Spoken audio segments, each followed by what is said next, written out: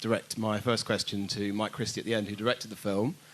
Why did you want to make a film about this lot? It was a necessary exorcism. Take us through, I mean, because we were just talking sort of beforehand earlier about kind of, you go back quite a long way, like a long way before this film. Yeah. With the band. Just to sort of take us through how you kind of met and... We all, well, nearly all met nearly 26 years ago with Derek Jarman, the director, about a couple of projects, one of which was a promo and one of which was a concert which happened at the Clapham Grand. And out of that, we continued to sort of work together. And the first film that ever had the words directed by Mike Christie on was a little Suede film. It was...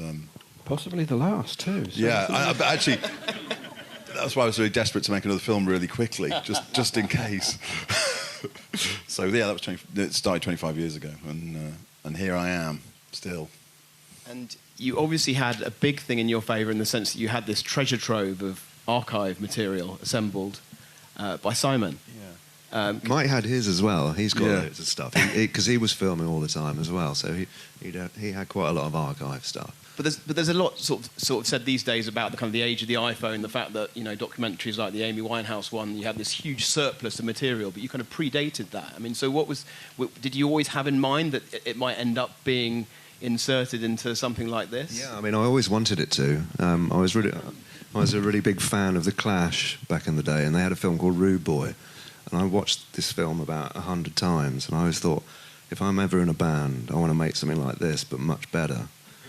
And I think I have. I think you have, yeah, absolutely. I think Mike has. Funny enough, people here agree with that statement. You're right. I'm curious to know whether any of you in the band sort of learned or kind of had light shared on any of the history of the band through watching this film, whether there were any sort of things, I never knew that before, or you kind of had, you know, sort of illumination on particular people's kind of viewpoints on situations and things that happened to you. I think a lot, yeah, because I think probably, I don't know, I can't speak for other bands, but, you know, we've never really communicated that well as people.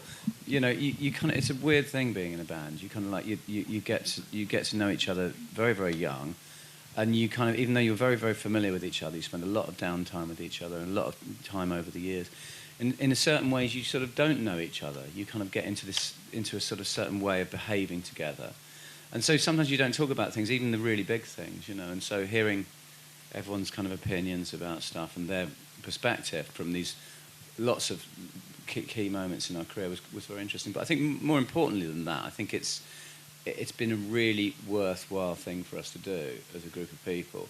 Apart from the sort of therapy aspect of it, I think it's sort of been, you know, I think it's kind of like, it's important to sort of see your career as this, you know, see it with that kind of perspective. And I think it's kind of given us all quite a lot of pride in what we've done, which is nice, you know. Because sometimes you just sort of, you're blinkered, you're kind of like just going through this kind of forest and you can't see the wood for the trees. And to see it all with perspective is really nice. So I'm really glad we've done this, actually, purely from those terms. Is there anything kind of that you wished you had captured on camera that you didn't capture on camera, Simon and Mike? Yeah, I mean, yes. I think probably the earlier stuff, because I didn't buy a camera until sort of 1994. I used to use a camera for that beforehand, you know, proper camera. I don't know if anyone remembers them. So yeah, but a bit more of the early stuff. I think there's footage in the thing of the Falcon, which I'd never seen. That was an amazing thing to see. And I wish I had sort of more of the really early gigs, you know, with literally two people in the. I was impressed that you did have the Falcon Cup, you know, footage there, though. I mean, well, we tracked that down. I vaguely remembered somebody filming one of the early gigs, and I thought Mike got in touch with Momus. Was it Momus? Momus was the hardest bit of footage to find. And that was an amazing find, really. There was about 12 people in the audience that night. It was quite a good night, that actually. was actually quite a big audience for us in those days, you know. We did do one gig to one person once. Which was, that was in Amersham, wasn't it? Yeah. Amersham Arms, yeah. I did like your definition of success is when people you don't know start to come to your shows. It's a very kind of black and white thing, isn't it? Yeah, it's a weird thing. When you first start, you're kind of like, you basically, your friends just come along, and then after a while, they get more and more bored, and less of them come along, until you're left with sort of like one person at the gigs. And then, that's the first time that you realise that you're getting somewhere is when there's people when you don't recognise the front row. That's an amazing. And then it's gone full circle, so we recognise all the front row now. Hello. I was really interested in the part of the film where Richard joins the band and is talking about kind of being parachuted into this pre-existing thing that's already happening, and is a band that's already kind of huge momentum behind it, and then you're still at school and you kind of get dropped into this and you get to see it through your eyes and kind of get used to kind of groupies and journalists and whatever. Was it strange revisiting that time on film? Yes, of course. Yeah, I mean, to sort of look back on it, I think there's so much that when you kind of try and deal with things, you end up almost like blocking a lot out, and then especially when it's all there on video, which is amazing. It's not just recalling it through memory; it's like seeing what it actually looked like at the time. That sort of puts it all in perspective. Yeah. And it was crazy. I didn't realise, until now, but it was crazy, yeah. But you seemed very level-headed about it at the time. I mean, not many. Certainly, if I was 17 and been dropped into that, I think my guitar skills probably would have predicated against that. But I would have gone balmy, I think. But you seem to kind of take it all in your stride. I think I saved my going balmy for years later. That's what it was. And more to come. Exactly, yeah. Watch this space. Yeah. And how about you, Neil? I mean, you obviously went through the similar kind of process. I mean... Yeah, I was a bit older than Richard, though. So I was kind of like... Rich was 17, I was 21, so... Grand old man. Yeah. Yeah, exactly. I just learned everything from Richard. Just, like, copied the way that... Any plans to go back and finish your A-levels, Richard? Yeah, actually, I think it's probably sensible. Something to fall back on.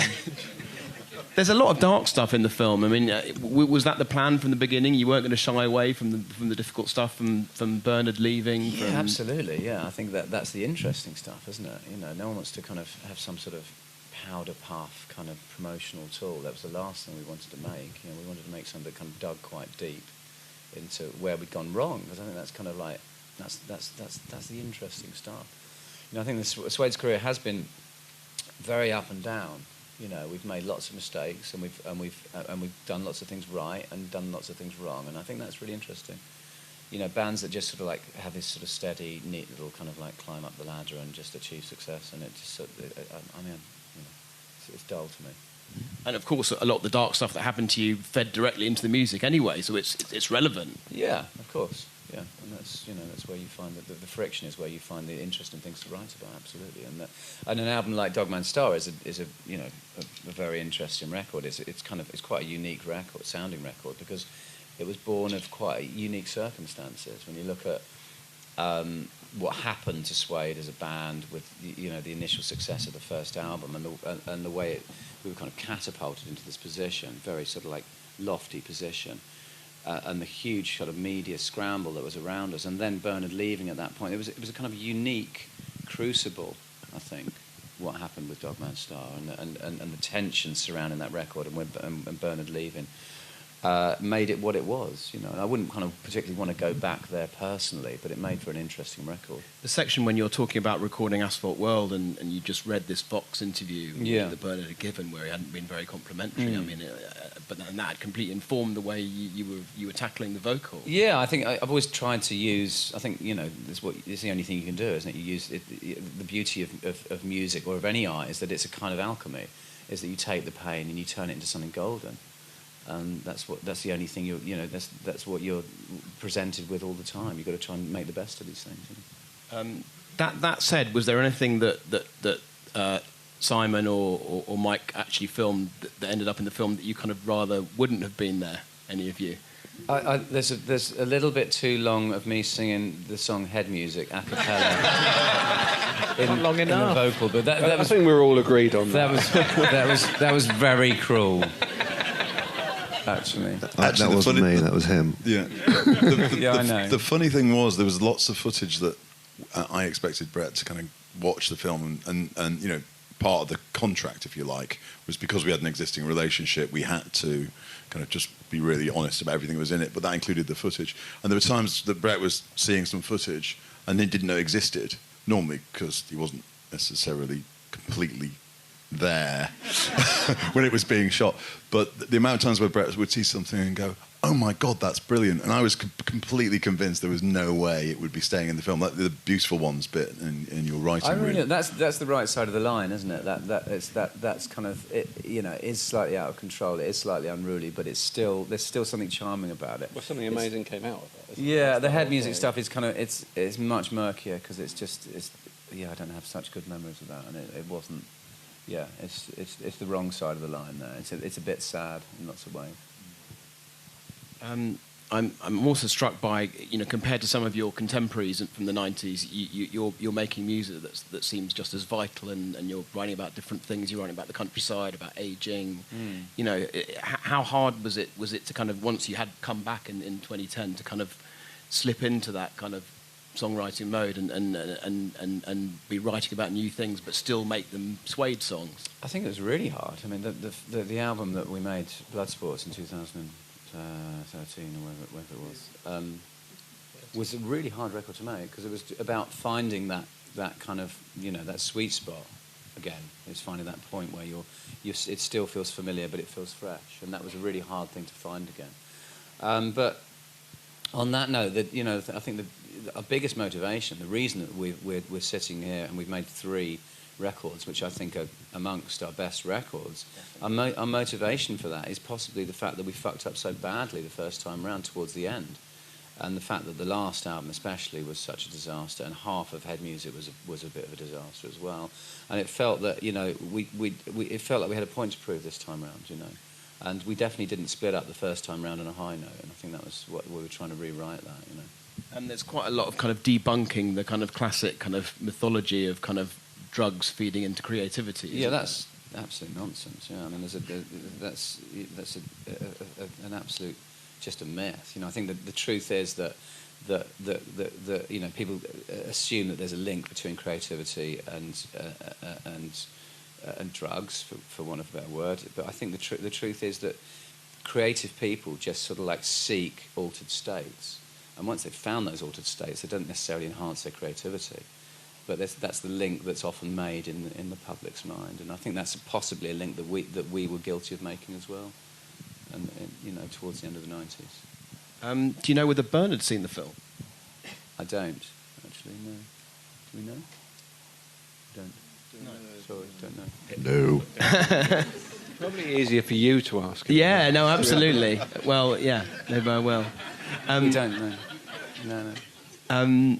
Justine is obviously quite a big kind of talking head in the film as well, and comes across very well, I thought. You know, I mean, she kind of did the opposite to you in terms she kind of went across the other side of the world, married an American, and you know, but she seems to still have quite a kind of interesting perspective on the whole situation, the band, and you know, kind of looking at it from a kind of quite interesting vantage point. Yeah, I think Justine's voice in the film is really, really key. I mean, for one thing, she's the only female voice, which I think is very, very important to have that kind of, I don't know why, just sort of gender balance or whatever, but, you know, kind of like the whole rock business is very sort of like, you know, sort of patriarchal or whatever the word is.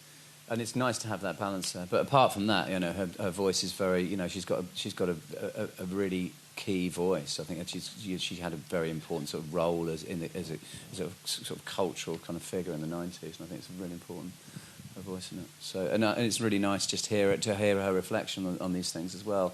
You know, the little things that she sort of mentions about sort of me and Matt are really nice, because those sorts of things, you know, I'd never heard her say that before, and sometimes it takes these things for you to hear these people, hear what people think about things. Absolutely, yeah, because they're you know, these kind of things might not come up in normal conversation. Yeah, exactly. Or, yeah. I mean, sometimes that's an interesting point. Sometimes I've kind of done interviews before, and I found myself doing an interview in Hong Kong or something, and doing it with sort of Matt and Neil or something like that, and realising that I'm not talking to the interviewer, I'm kind of talking to them about something through the interview. And it's the only way that it's the only sort of like time that you're going to have the energy to talk about these things. You know what I mean? But I find myself almost like I happen to be looking at the interviewer. I'm in my mind, I'm directing the answer to them. You know. So do you echo that, Matt? Well, it's always strange when you release a record, because you think about these things a lot less, I think, than people assume.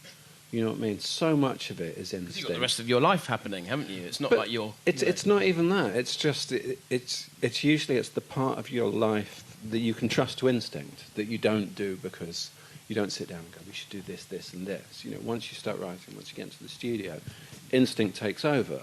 It's one of the things that, looking at the film, was really clear to me, how much we had no idea what we were doing. That it's literally... day after day, just going, this feels right. And then afterwards trying to justify it. And it is totally that. You do interviews once you've done the record, and then you're kind of like, oh, it's that kind of record. Yeah, it's the first time that you intellectualise it, isn't it? It's just beforehand, it's just like turning off that intellectual side of your brain and just kind of whether it feels right or not. That's every decision when you're making a record is whether it feels right. Yeah. It's this kind of sixth sense thing. It's one of the joys of making a record. That you don't have to... having to do that. Exactly. Yeah. That you hear something and you go, that sounds great. Or you hear something and you go, that's not right. And that you don't have to sit down and work it out, you know, kind of intellectually. It's one of the great joys of being a musician. You know what I mean? That it's either it's right or it's not. And then the whole of what we laughingly call a career is trying to justify those weird choices that are made by instinct and made by kind of like some lizard forebrain. I was wondering why you kind of may have kind of survived and thrived sort of over the decades better than some of your contemporaries in Britpop, and I was wondering whether it was partly due to the fact that you were kind of on the fringes of the scene, even though you were associated with it. Did you feel like how much did you feel like you fitted in with that? Was it did you try and keep it at arm's length? I think not only did we not feel like we fitted in, but whenever we felt that we were being slotted in somewhere, we tried to go in the opposite direction. I mean, I think you can hear it from Bernard in the film. There's a very deliberate... We released the first record, and you could almost see kind of like the pound signs in lots of people's eyes. Okay, I get it. It's kind of it's got a London accent. You know, it's a bit punky. Blah blah blah. Okay, we can turn this into something, and you can see Bernard in the film literally right. As soon as someone says this is the formula, right? Then we go further. And I think there's a sense of bloody-mindedness to something that can't be fitted into those things. You know. I think bands have a persona that's separate from the individual personas of the members of the band, almost, in the same way that a kind of like a relationship has a kind of persona as well. Do you know what I mean? Which is something you said you kind of lost sight of at periods. Yes. No, absolutely, yeah. And it was about getting back in touch well, with yeah, that. that was more kind of like losing sight of sort of like what we did well, and that was almost like part of the kind of like not the industry desire, but it's part of the I don't know what the motor of it was, but the need to reinvent, the need to be fresh the whole time, the need to kind of like to do things differently, sort of thing, and that sometimes that if you get that wrong, that can really go askew, I think. Some mischievous souls have said that Britpop may have contributed to Brexit in some way. Do you hold faith with that theory in any way? Sorry, that's a lot to lay at anyone's door, isn't it?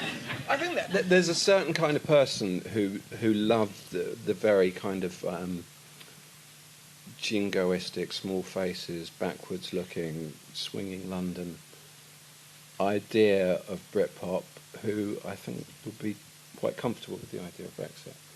But, there was another side to it as well, you know what I mean, which I think was kind of far more inclusive and open and stuff like that. So, I mean...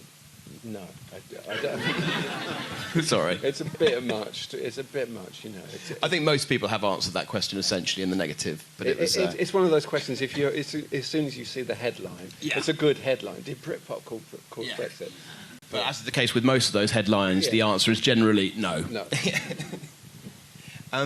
In terms of the current album, I'm interested in the kind of things it's exploring. You said it's a rural album, but it's very much a kind of a dark side of rural life. Can you kind of sort of expand on that a little bit? Well, yeah. I mean, I kind of, I can only write about my experiences really. I kind of I try and, when I was in my 20s, I wrote about kind of sort of relationships and the things and people I loved and friends and stuff like that. And as I get older, you kind of your obsessions. My obsession has become my family, and so I wrote about my family with Night Thoughts. And then we moved to. You have to write about things that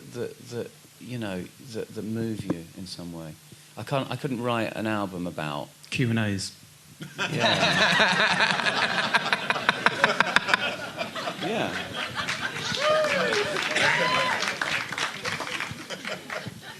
Do you want to answer this now? You take over. Yeah, no, you have to write about what you. I have to write about something that personally moves me. We recently moved to the countryside, and I wanted to reflect that, but I didn't want to write about the countryside as being this sort of chocolate boxy sort of twee. Yeah. Yeah, I kind of wanted to I wanted to talk about something, a darker side to it, a sense of threat. And so that's the way I portrayed it. It's you can sort of portray anything any way you want, can't you? You could sort of like describe this room in a kind of flowery way if you wanted to, or you can describe it in a very functional way. So it depends what language you choose. It depends on the weapons you choose, I think. And I decided to write to portray the countryside like that. I thought that was more interesting to me. How many children do you kind of have between you as a band now? He has all of them. I'm really greedy. I've got both of them. Yeah. And how has that changed you as a, you have a... Not in any way. In any way. Exactly the same. It's a complete myth about children changing lives. Yeah, massively, of course it has. Yeah. And so I think it's made me much nicer. One of my...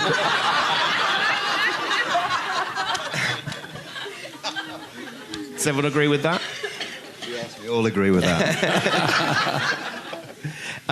Did you? I'm interested, sort of, how used you got to Simon sort of sticking a camera in your gob, kind of when you were sort of doing everything. Was it kind of a part and parcel of the kind of sort of general life of Big and Suede? I think you can see, can't you? We kind of generally did nothing until we did something funny to get him to turn the camera off. And then when Mike got the footage, he just kind of fast-forwarded to the bit where we did the bit of business, just so that he'd stop. And that all ended up in the film, you see. So there's an awful lot of us being very cool and being very aloof, and then just, like, kind of putting a face so that someone will put the camera down. I just... It became almost like an addiction, really. It was if I don't film today, I might miss something really good. And I used to love getting home after tours and like watching everything that I filmed. And yeah, it's true.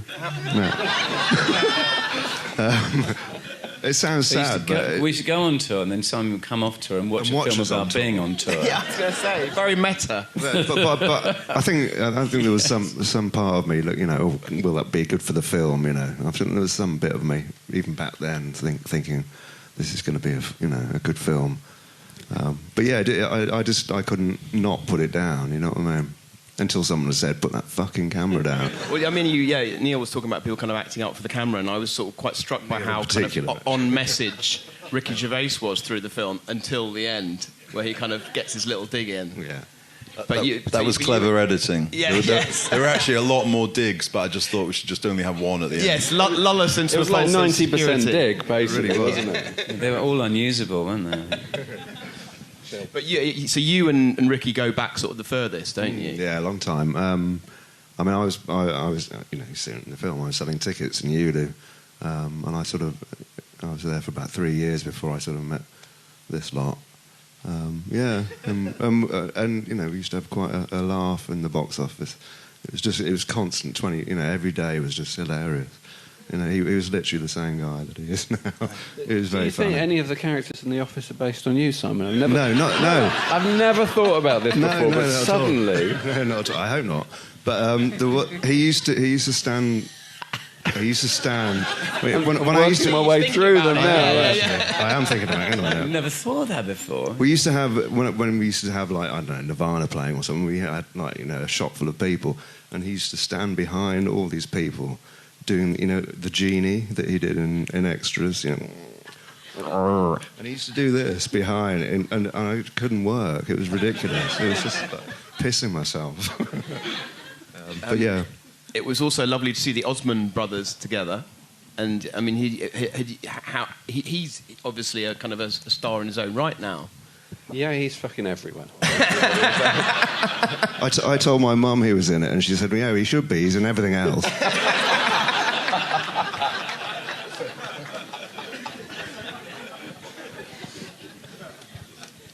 I think probably we should open it out to this lovely audience, because I'm sure dozens of people are keen to ask things. Hi. I'm curious about albums, and it sounded particularly interesting recording Dogman's Star.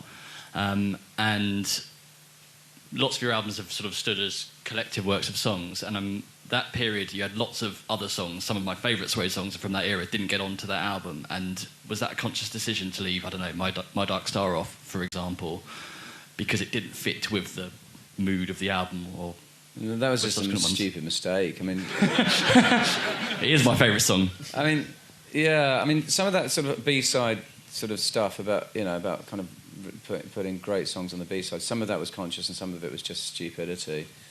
And some of it was just because we needed a B-side. I remember with My Dark Star, the record company said, "Oh, you need B-sides." We wrote a couple of rubbish songs, which kind of were a bit silly, actually. There was a song called We Believe in Showbiz and something else.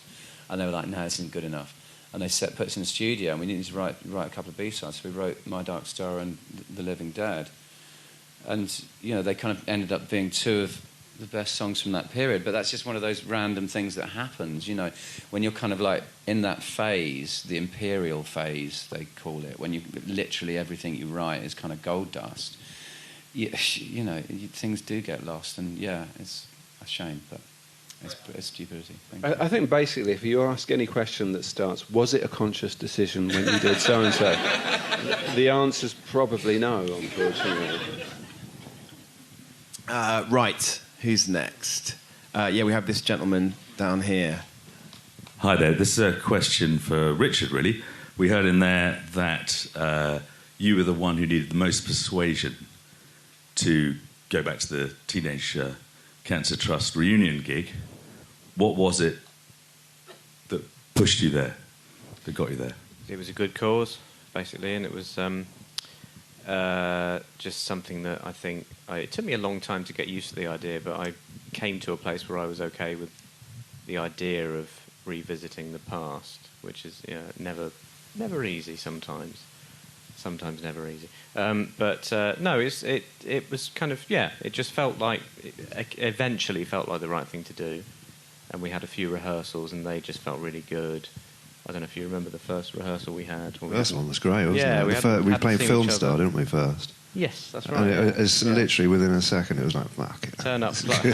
How have you been for the last 5 years? Yeah, all right, how are you? And then plug in and play. And it kind of, that's how it was. And it was, it sort of seemed to work. And that sort of bridged a few gaps.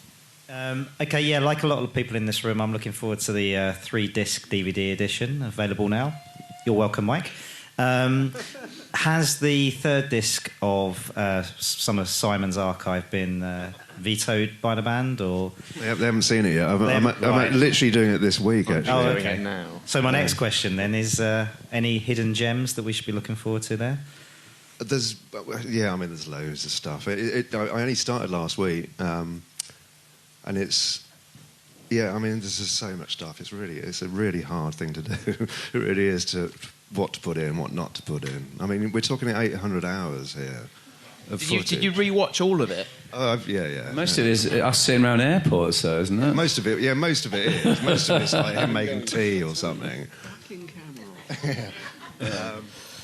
Did you sort of have a hard and fast rule about what you should include or not, or was it just whatever felt right, or what was ever fun? What was fun? I mean, when I was in the studio with Mike, I just pulled out all the stuff that I thought was great, and they sort of compiled everything from that.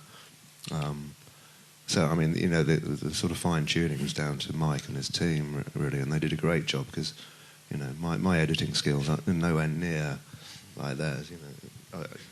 Did you have a grand plan, Mike? We did. No, we did. You know, obviously, I had a slightly probably better knowledge of the Suede story than you know your typical filmmaker, having lived it as well for quite a few years.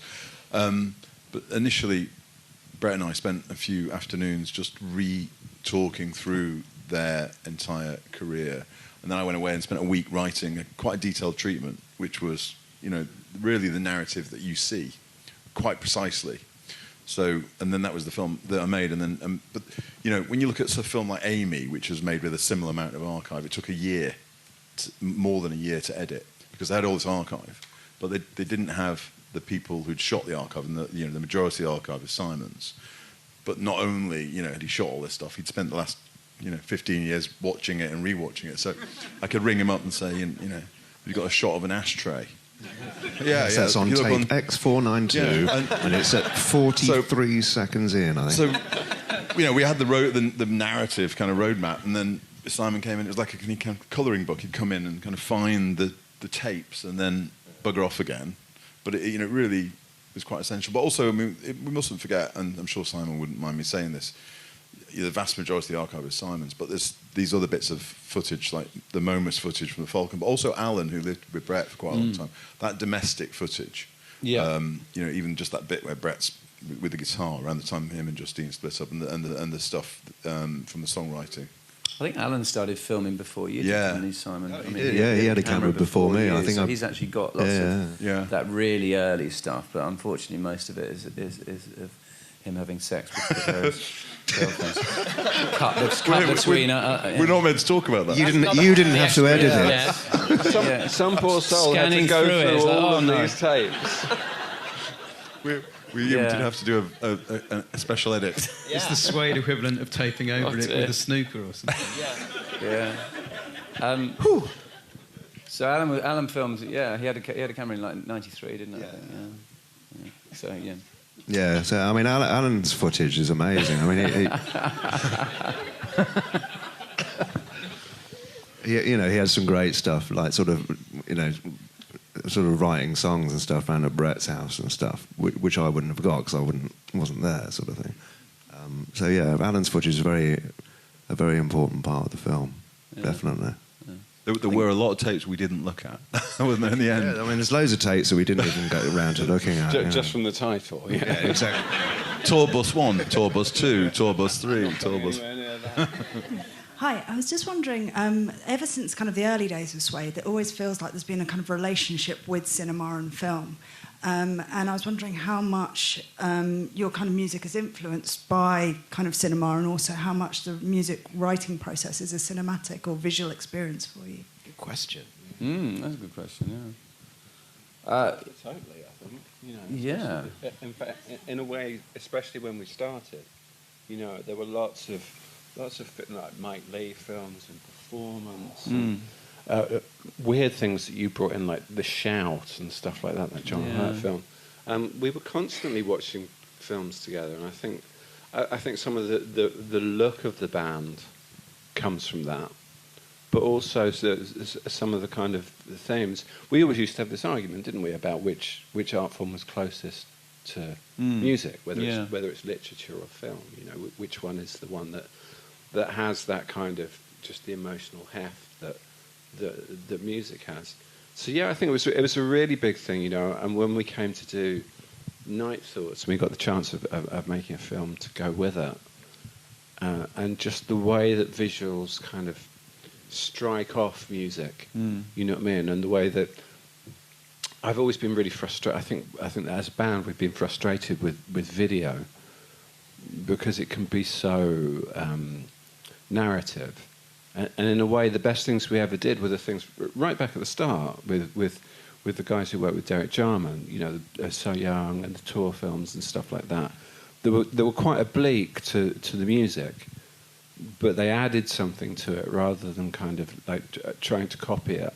So yeah, I think it's been part of something right from the start and probably right into the future. we revisited that a bit this year as well with Life is Golden. And Yeah. so while I was making this film, I sort of suddenly became the kind of in-house AV department, and like, oh, we need another video. But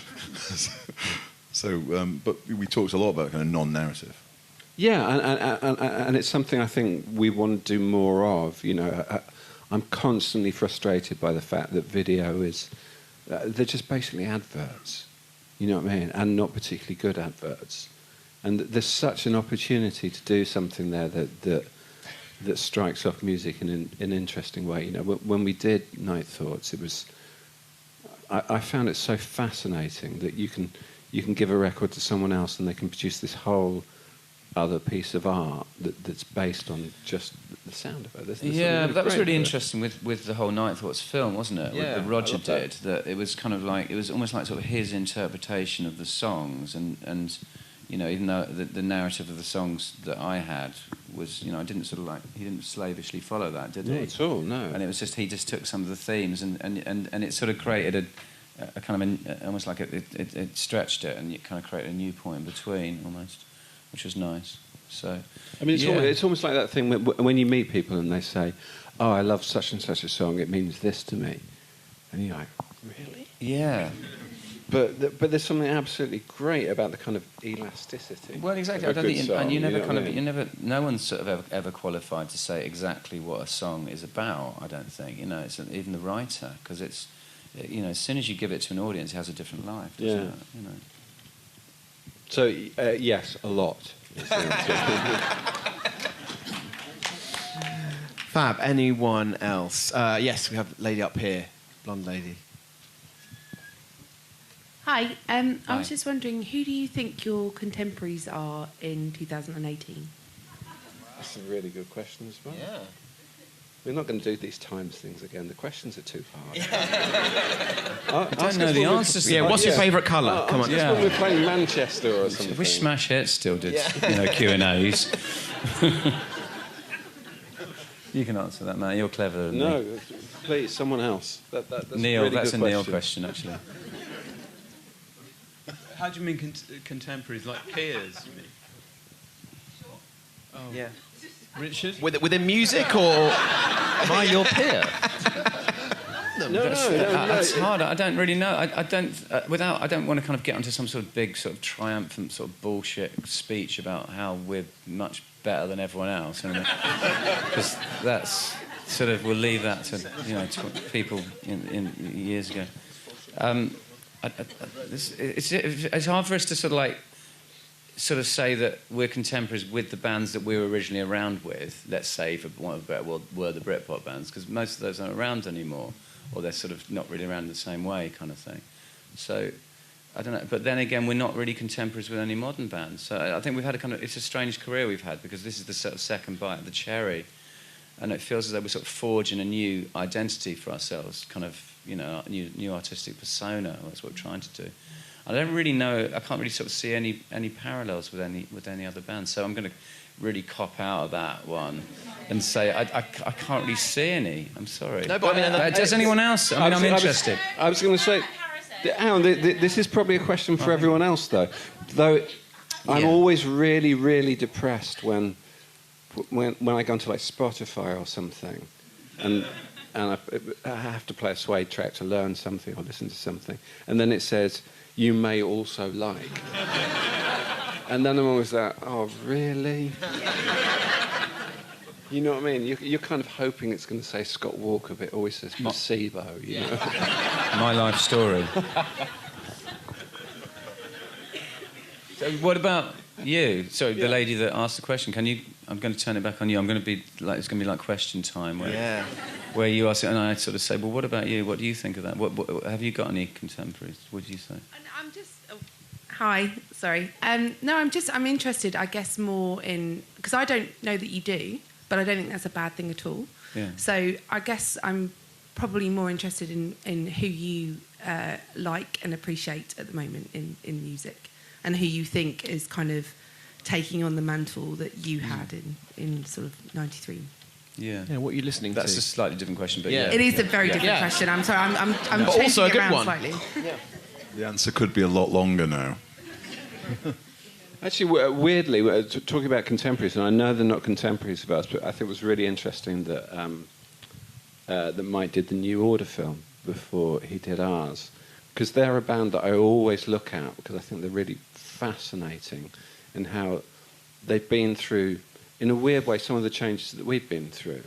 You know, in the way that they lost kind of someone who was almost seen as the soul of the band, and then started again, and actually started almost from scratch with a singer who hadn't sung and couldn't sing. You know what I mean? There's something to say about that.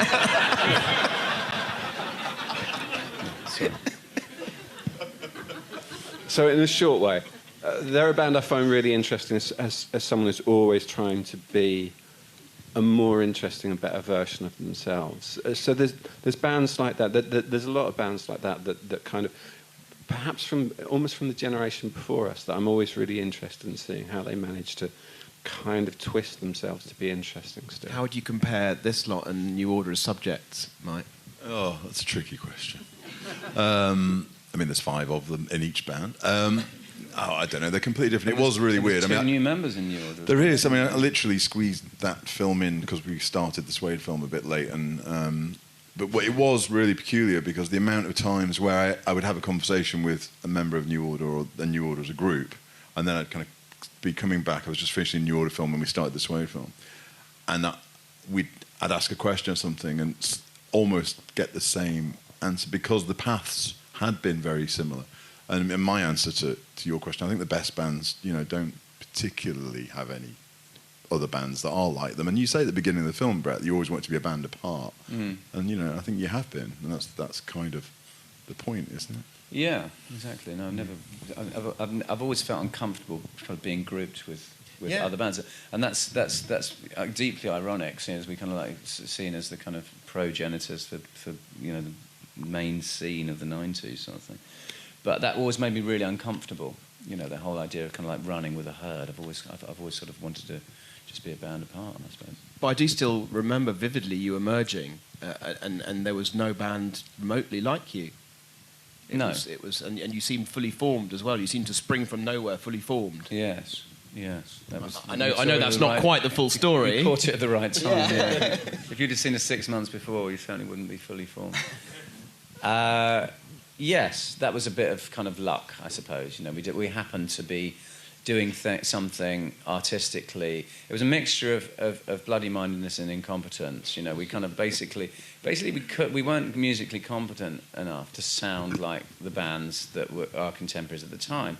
And if we'd have been more musically competent, it would have been so tempting. We probably would have sounded like the Soup Dragons, but we couldn't play write songs like the Soup Dragons. That was beyond us. So we kind of